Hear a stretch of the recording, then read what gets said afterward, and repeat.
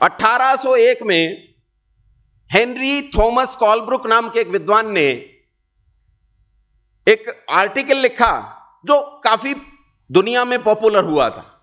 उन्होंने लिखा कि भारत की दक्षिण में जितनी भाषाएं हैं ये सब संस्कृत भाषा का परिवार है और संस्कृत इन सारी भाषाओं को आपस में जोड़ती है। हेनरी थॉमस कोलब्रुक ने यह लिखा, इसलिए दुनिया में इस चर्चा का विषय बना।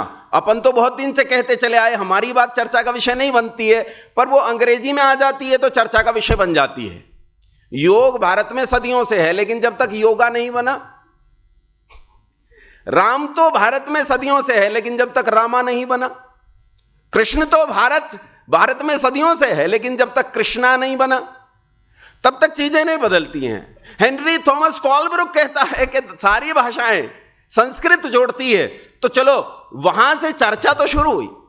चर्चा शुरू होने के बाद यह ध्यान रखना, अभी 1820 के दशक में ऋषि दयानंद सरस्वती का जन्म हुआ और मैंने बात की है 1801 की।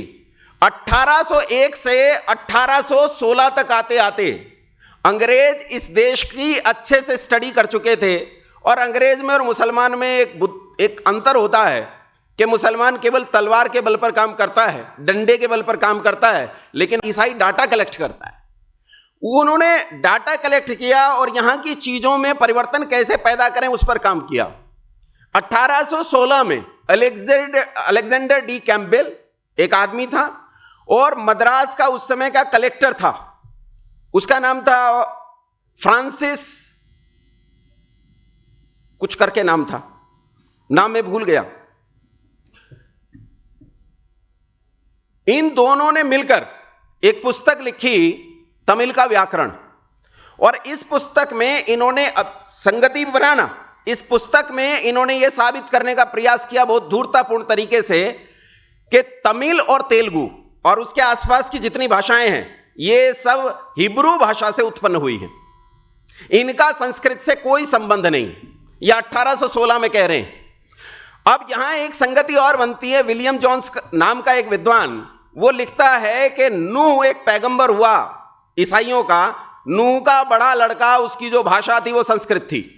इसका मतलब यह है कि दक्षिण भारत के जितने संस्कृत भाषी लोग हैं वो सब संस्कृत भाषी लोग नूह के वंशज हैं, क्योंकि नूह दक्षिण भारत में आकर रहा, ऐसा उनका कहना है।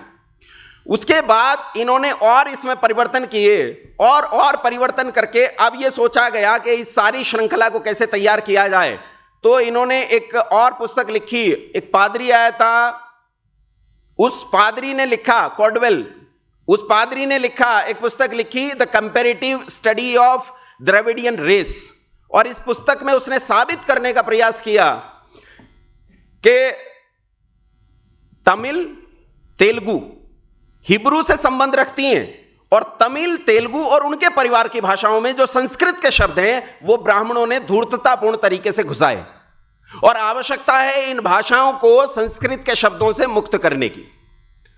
अब पूरी संगति लगभग वो बना चुके और एक आखिरी संगति बची, वो स्टीवेंसन नाम के एक स्कॉलर ने पूरी कर दी। वो लिखता है, उसने एक आर्टिकल दिया और उस आर्टिकल में उसने एबोरिजिनल लैंग्वेज नाम से एक लैंग्वेज अपने ही दिमाग में आविष्कार किया और आविष्कार करके उसने द्रविडियन भाषाओं का एक परिवार बना दिया। कहा ये एबोरिजिनल लैंग्वेजेस जो हैं इनका सीधा संबंध दो भाषाओं से है, एक अरेबियन लैंग्वेज और एक हिब्रू। इन दो भाषाओं से उनका सीधा संबंध है। एक और भाषा उन्होंने इजाद की, क्योंकि संस्कृत को सबसे प्राचीन भाषा माना जाता रहा और उसका कारण एक और था। उसका कारण यह था कि दुनिया में ऋग्वेद से प्राचीन पुस्तक प्राप्त नहीं है, इसलिए यह माना जाता था कि संस्कृत सबसे प्राचीन लैंग्वेज है, क्योंकि ऋग्वेद संस्कृत भाषा में, हालांकि यह झूठी बात है, हालांकि यह बात पूरी सच्ची नहीं है कि ऋग्वेद संस्कृत भाषा में, यह बाद में समझने की बात है। देखो दो प्रकार की भाषाएं होती हैं, याद रखना, एक देवी वाक, एक मानवी वाक। देवी वाक मानवी वाक पे फिर कभी चर्चा करेंगे। अभी इतना समझने का प्रयास करो कि संस्कृत ऋग्वेद से उत्पन्न हुई है, ना कि संस्कृत ऋग्वेद की भाषा है। क्योंकि जिस संस्कृत को गुरुकुल में हमारे बालक पढ़ते हैं, गुरुकुल में अष्टाध्यायी पढ़ते हैं, हमारे बालक पढ़ते हैं, वृद्धि राधई चदई गुणा इको गुणबद्धिना धातुलोपार धातु के किंगिति च दीदी वे बीटा मलोनंतरा संयोग, जिस संस्कृत को पढ़ते हैं, ये संस्कृत महाभारत के भी 200 साल बाद पैदा हुए ऋषि पाणिनि का काम है। ऋषि पाणिनि, कात्यायन, पतंजलि और यास्क, इनका काम है। तो संस्कृत वो भाषा है जो ऋग्वेद, यजुर्वेद, सामवेद और अथर्ववेद, वेद से उत्पन्न हुई वो भाषा है। लेकिन क्योंकि ऋग्वेद को दुनिया की लाइब्रेरी की सबसे प्राचीन पुस्तक माना जाता है, इसलिए संस्कृत स्वतः स्वभाव से सबसे पुरानी हो जाती है। अब सबसे पुरानी संस्कृत भाषा को कैसे गड़बड़ करें, तो इन्होंने एक कल्पना और बनाई और इन्होंने एक भाषा जो दुनिया में कहीं है ही नहीं उसका आविष्कार किया। कहते हैं संस्कृत से पहले एक भाषा थी जिसका नाम था इंडो यूरोपियन लैंग्वेज, भारोपीय भाषा, और इस इंडो यूरोपियन लैंग्वेज से संस्कृत का विकास हुआ। और बंधुओं, उसके बाद ये जो दक्षिण भारत का इलाका है, समझने का प्रयास करना, मैं ला संप्रदाय पे रहा हूं, चर्चा भाषा की कर रहा हूं। ये जो दक्षिण भारत का समुदाय था, इस दक्षिण भारत के समुदाय में इसके माध्यम से उन्होंने फूट डालने का प्रयास किया और यह कहने का प्रयास किया कि दक्षिण भारतीय लोग, क्योंकि संस्कृत परिवार के लोग नहीं हैं, ये द्रविडियन भाषाओं के लोग हैं, तो इनका सीधा संबंध हिब्रू से बनता है। और बाइबिल जो है अधिकांश हिब्रू में लिखी गई है, इसलिए उनका सीधा संबंध ईसाइयों से है। तो द्रविडियन जितने लोग हैं वो कौन है? वो ईसाई है। ये उन्होंने एक संगति बनाने का प्रयास किया और इस संगति में आगे काम करने वाले लोगों में तमिलनाडु में एक महापुरुष पैदा हुआ, बहुत बड़ा महापुरुष। आपने नाम सुना होगा, इरोड वेंकट रामासामी पेरियार। नाम सुना है कुछ लोगों ने? नहीं सुना? कुछ ने सुना होगा। इरोड वेंकट रामासामी पेरियार कौन था? जरा सा जीवन चरित्र बताकर फिर इसका काम बताऊंगा। इरोड वेंकट रामासामी पेरियार तमिलनाडु में पैदा हुआ और यह आदमी जब 20 साल का था तो 20 साल की उम्र में इसने अपनी 12 साल की सगी बहन से दुष्कर्म किया, जिसके कारण हिंदू समाज ने इसका बहिष्कार कर दिया और इस बहिष्कार से इसके दिमाग में हिंदू समाज के प्रति एक कुंठा बैठ गई। वो कुंठा इतनी गहरी हुई, ये उस लड़की को लेकर भाग गया, उसके साथ विवाह कर लिया और रहने लगा। बाद में इसका एक मित्र था जिसका नाम था मुदालियार। मुदालियार के साथ मिलकर इसने एक पार्टी बनाई, पार्टी का नाम था जस्टिस पार्टी। बाद में इसे मुदालियार की पत्नी से प्रेम हो गया। पहले अपनी बहन से हुआ था, फिर मुदालियार की पत्नी से हो गया, और जब मुदालियार की पत्नी से हुआ तो रहस्यमयी तरीके से इसकी पत्नी मर गई और मुदालियार भी मर गया। उसके बाद जब ये पत्नी के साथ रहने लगा, कुछ दिन के बाद इसे अपने से 38 साल छोटी अपनी ही पुत्री से प्रेम हो गया। ये ऐसी बात नहीं है कि मैं आपको किसी इतिहास पुस्तक का नाम बताऊंगा, वहां ढूंढोगे, नेट पे सर्च करना, फोटो मिलेंगे इसके अपनी पुत्री के साथ ब्याह के। हाथ में पेशाब की थैली लेकर फोटो खिंचा रखा है जब ब्याह कर रहा है अपनी पुत्री के साथ, शादी कर रहा है अपनी पुत्री के साथ। 75-80 साल की उम्र में अपनी ही पुत्री के साथ विवाह किया, जिससे जस्टिस पार्टी टूट गई। जस्टिस पार्टी के 3 धड़े बन गए और उनमें से एक धड़ा इस समय शासन करता है एक प्रदेश में, वो क्या डीएम के नाम है पार्टी का? मेरा राजनीति से संबंध कम है इसलिए पार्टियों के नाम याद नहीं रहते। डीएम के नाम की एक पार्टी बनी, और क्या नाम था नेताजी का, जो बाद में पिटे भी थे? करुणानिधि। और करुणानिधि के पुत्र का क्या नाम है? और स्टालिन के पुत्र का नाम क्या है? उदयनिधि स्टालिन। और उदयनिधि स्टालिन ने अभी पिछले दिनों इस देश में एक सम्मेलन किया। सम्मेलन का नाम था सनातन धर्म का अंत। यही सम्मेलन जसका तस से कुछ दिन पहले अमेरिका में हुआ, द एंड ऑफ सनातन धर्म के नाम से, जो का त्यों। और एक भयंकर साजिश इस देश में इस चीज को लेकर चली। आपकी कुछ छोटी छोटी गलतियों को पकड़कर इन लोगों ने अपनी कल्पनाओं को रचकर आपको जमींदोज करने का प्रयास किया। भारतीय जनमानस में उस काल में जब मैंने 19वीं शताब्दी की बात आपसे की, 19वीं शताब्दी में इस देश में बाल विवाह का प्रचलन था। बोलो हां के ना, मुंडी हिलाओ यूं, मुझे पता चलेगा तुम जिंदा लोग बैठे और सुन रहे हो मेरी बात, है ना। बाल विवाह का उन दिनों प्रचलन था, छोटी छोटी कन्याओं का विवाह हो जाता था। और बाल विवाह का प्रचलन भी डर के कारण हुआ था, लेकिन फिर भी यह कुरीति थी और इस कुरीति ने जन्म लिया। इस कुरीति का परिणाम यह था कि लड़कियां छोटी उम्र में विधवा हो जाती थी। बाल विवाह का प्रचलन था और विधवा विवाह का प्रचलन नहीं था। लड़की को सिर घुटाकर लाल नीले, वो नीले काले या सफेद कपड़े पहन के जीवन भर एक कुटिया के अंदर अपना जीवन बिताना पड़ता था, जहां वो अंधेरे में रहती थी, किसी को मुंह नहीं दिखा सकती थी। ये लड़कियां काशी चली जाती, हरिद्वार चली जाती, या उज्जैन चली जाती, या ऐसे ही किसी प्रसिद्ध धार्मिक स्थल पर जाकर वहां अपना जीवन यापन करती, और वहीं से धर्मांतरण का दुष्चक्र शुरू हुआ। दुष्चक्र शुरू हुआ वेश्यावृत्ति का, दुष्चक्र शुरू हुआ हर उस बुराई का जिस बुराई ने भारत की जड़ें काटना शुरू कर दिया। भारत में जो हिंदू समाज था, इस हिंदू समाज में से अगर एक आदमी बाहर चला गया तो उसके वापस आने का कोई रास्ता नहीं था।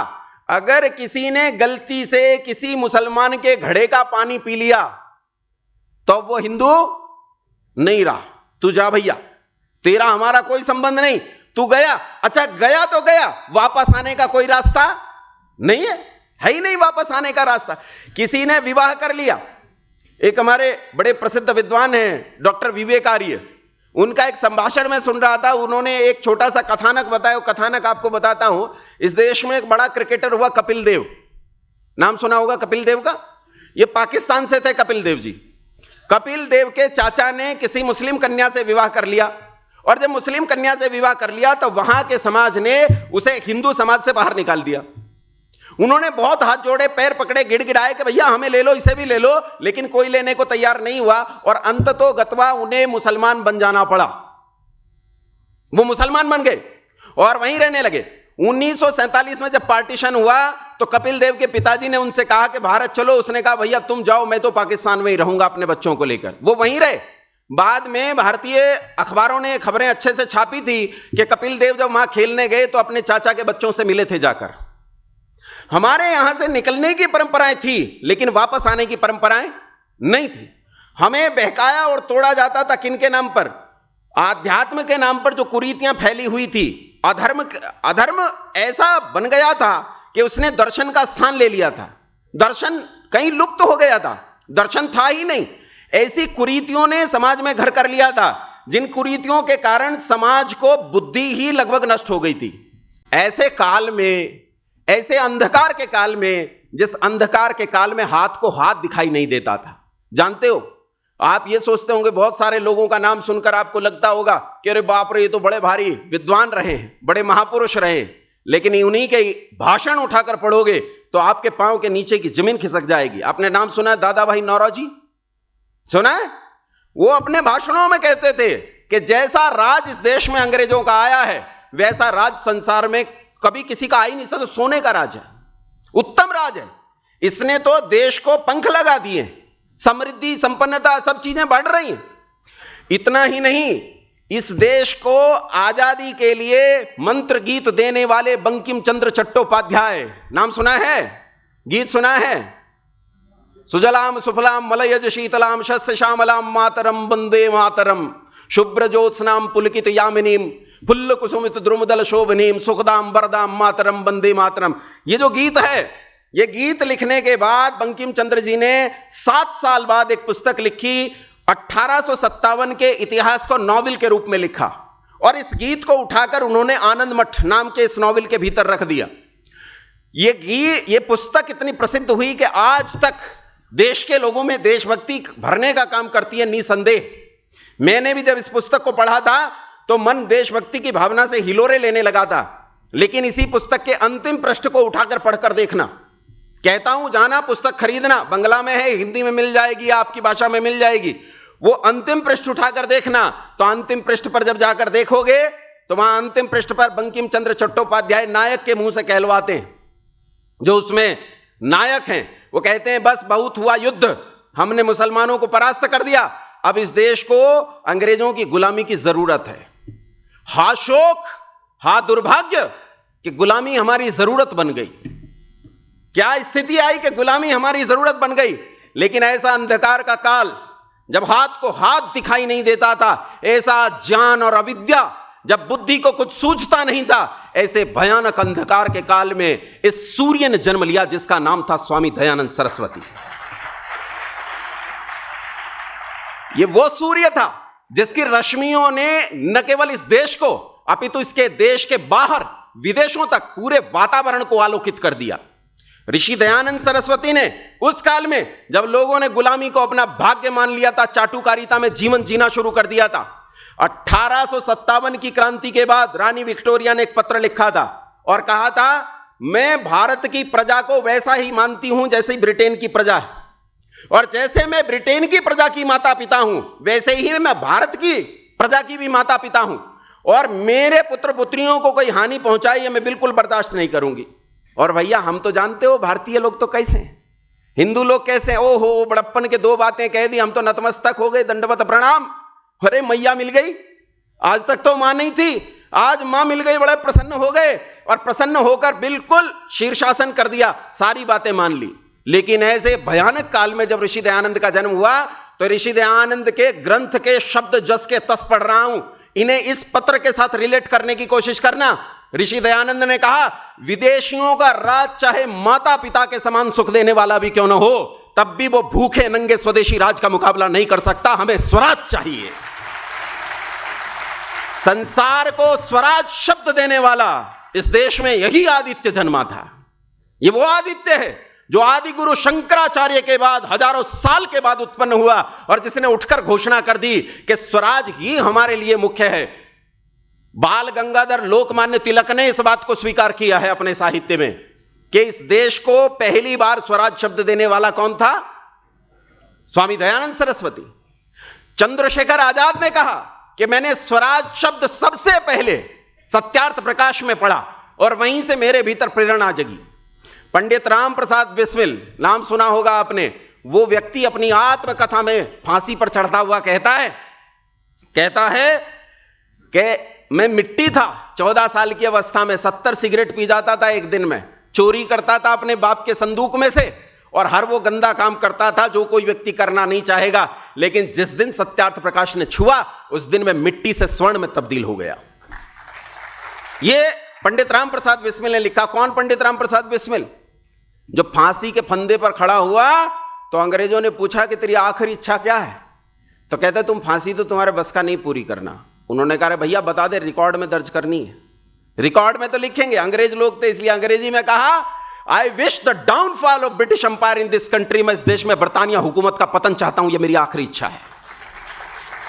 करो पूरी, तुम्हारे बस का नहीं है पूरी। और इसी की प्रसिद्ध कविता जो बाद में क्रांतिकारी गाते रहे और आज तक देशभक्त लोग गाते रहे, सरफरोशी की तमन्ना अब हमारे दिल में है, देखना है जोर कितना बाजुए कातिल में है, वक्त आने पर बता देंगे तुझे वो आसमां, हम अभी से क्या बताएं क्या हमारे दिल में है। 100 से अधिक देशों में देखा जाने वाला, सर्वाधिक लोकप्रिय और सबसे अधिक फॉलोअर्स के साथ पूरी दुनिया में आर्य समाज के विचारों का प्रचार करने वाला एकमात्र चैनल वैदिक प्रचार।